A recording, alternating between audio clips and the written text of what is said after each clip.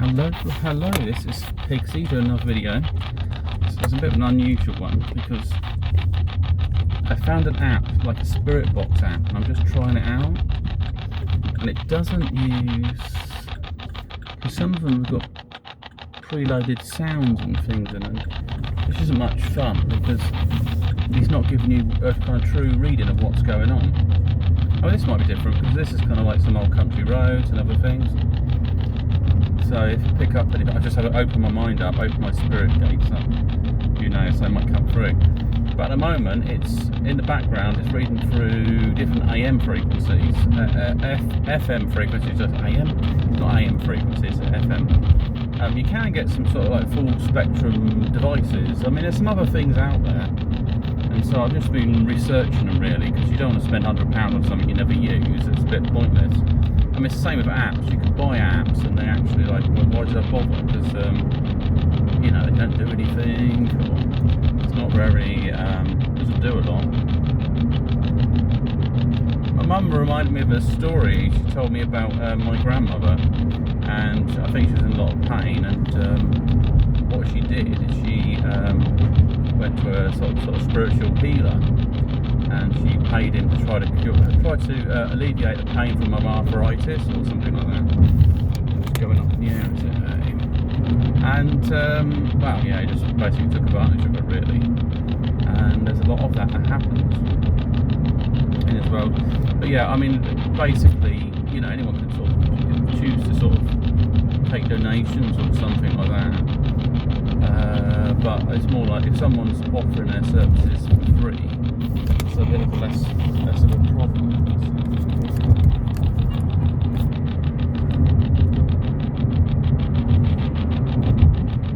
quite different. I haven't picked out any sounds yet, but if anything talks to us, then it'll be we can see that as a spirit or something tuning in. It might not work properly like this because the other issue is that I wanted is an app that can let me record a video. It's fiddly, these things. So that's not as stiff as it should be.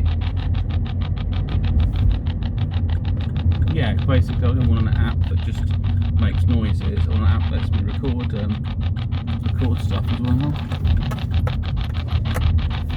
So this is called Bare Woods. Now I did want to explore this area a bit more. It's there. It must be here. There we go.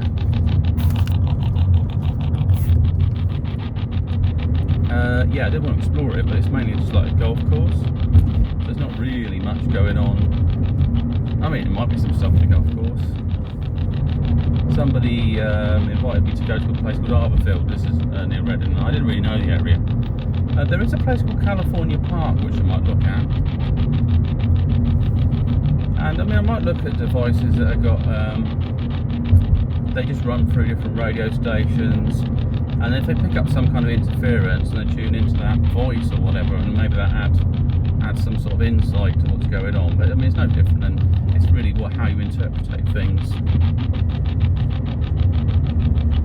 Choose to as well, it's a bit of that. But this would be more like, this area here is a bit more, got more activity than anything. Like you can imagine like horses going down there and other things in the past.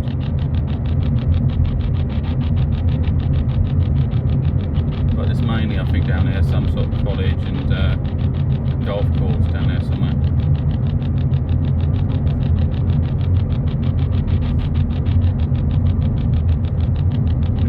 Crazy embankments. So yeah, I mean, basically there's a way I can save money on devices, definitely.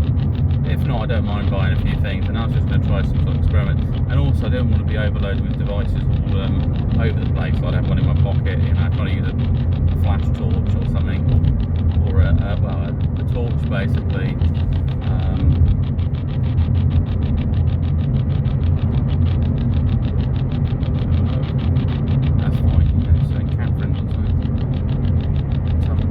St. Catherine's Lodge, I don't know what goes on there. Going up slightly above 40.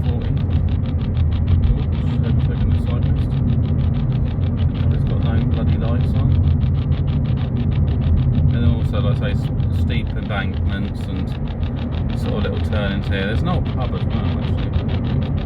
There's a cricket ground. Nice. So it's nice to explore new places around in areas where you live, because just like some places are untouched. You can get some pubs and places just rubbish, really. They just like they give you the best food they can. They've got available, but it might be not that. It might be like you're paying a lot for not a lot, basically. But yeah, some areas. It should be nice if we could set up some really good apps. It's not just driving around, patrolling around on a sort of ghost hunt.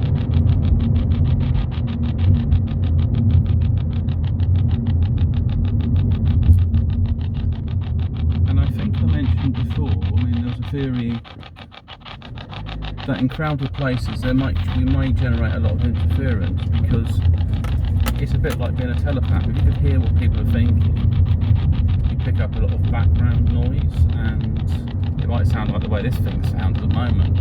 And for an entity that possibly doesn't have a physical body, it's getting overloaded by energy waves and things generated by people around it. And for some entities, they've tuned into it. Maybe they can feed off it, or they've tuned into that person, and you get what they call like attachments.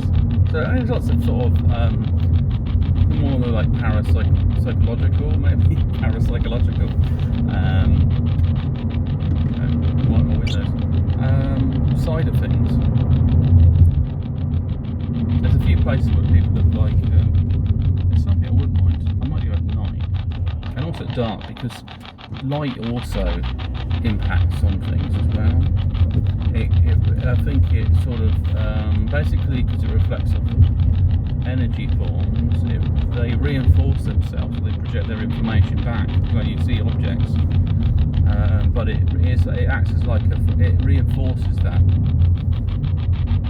particular this particular dimension, or what other dimensions are.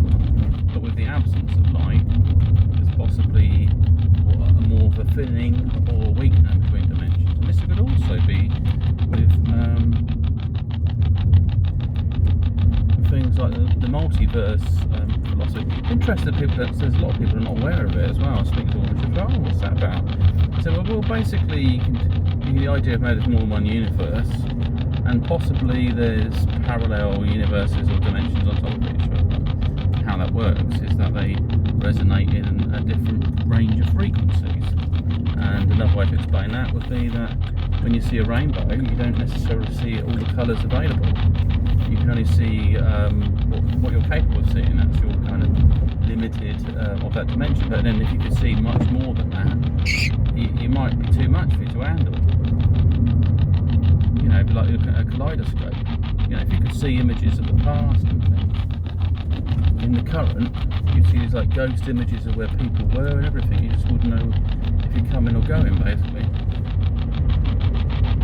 So it's interesting as that, but it hasn't picked out any voices, because some of these ones have like pre-loaded voices in there, and they might go demon, or they might shout something in there. I can understand it's for like the entertainment stuff, and possibly it might help it along, because then if someone's there and they're trying to tune in some sort of clairvoyancy, or I think it's clairaudience, something like clairaudience, and it's clairkinsons or something like that. Basically there's a touch you can sense things from. Here we go. This is a weird old place as well. Cars in a silly place, in my view. I know you can park there, just like it's the unexpected, really. Yeah, so there's ones where you can sense things. Like some people might sense being touched, but they might not pick up other things. Other people might pick up sounds. You might sort of think, do you hear that? And sort of things might go on about. And then you've got people who visually see something at some spectrum. They might pick up on shadow people and all that sort of stuff. Yeah, because at the moment it's going for all these different FM frequencies. I was looking at the app. And for some people it does sort of pick up, so you say something to them. It may answer a question. So it's good, it's good. I mean, if it's not picking up anything, then maybe there's not anything to pick up around me that can tune into that frequency, basically. It's not a bad thing.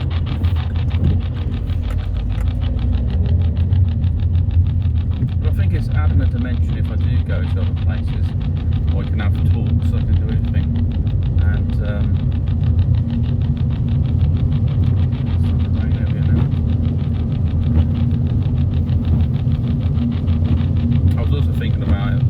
torch with like to filter the light, because maybe you get better visuals with it on a red spectrum of light. You know, maybe you put things off with a bright ultraviolet light.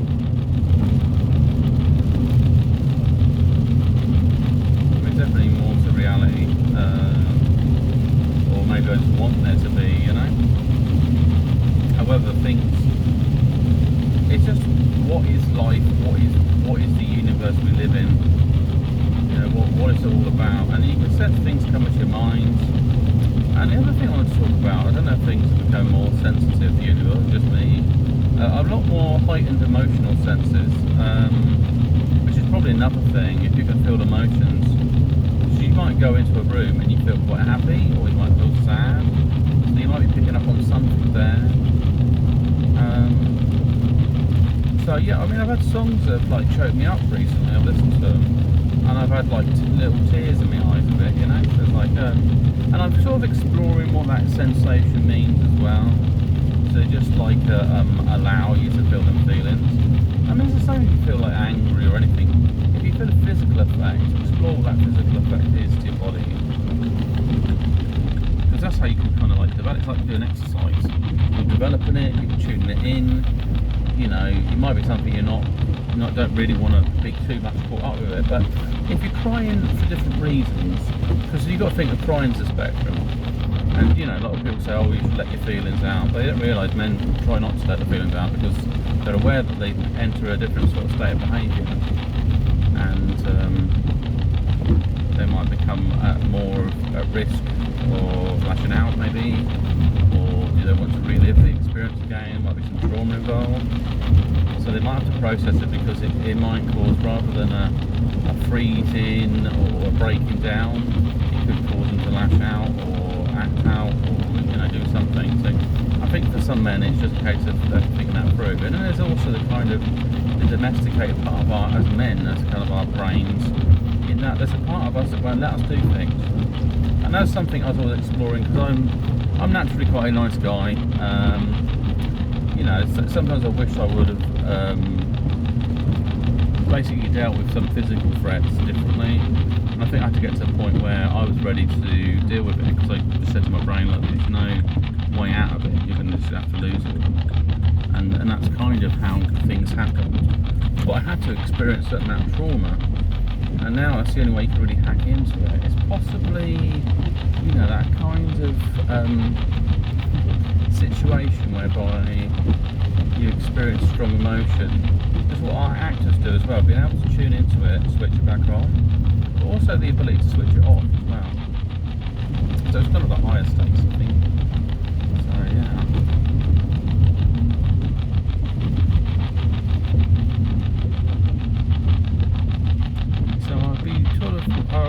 I say give this app the full test, as it hasn't just thrown out sounds randomly like voices and things. It has some promise, but I'd like to get something that's probably got AM frequencies as well.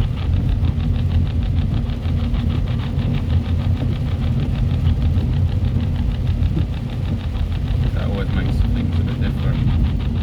And then sort of relook at that, because there's a lot of things I see as ghost things. I'm not sure what to think about.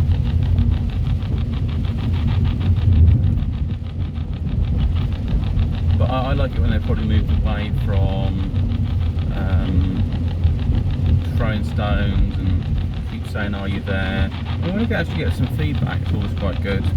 I would quite like it where you got people that feel they're very intuitive, and you know, sit in the room, give them some space, because being in a group, like I say, you have the effect of of influencing each other, and you can heighten the sense of fear in someone, but on your own you also heighten sense, because you've got to tune into your own initiative basically.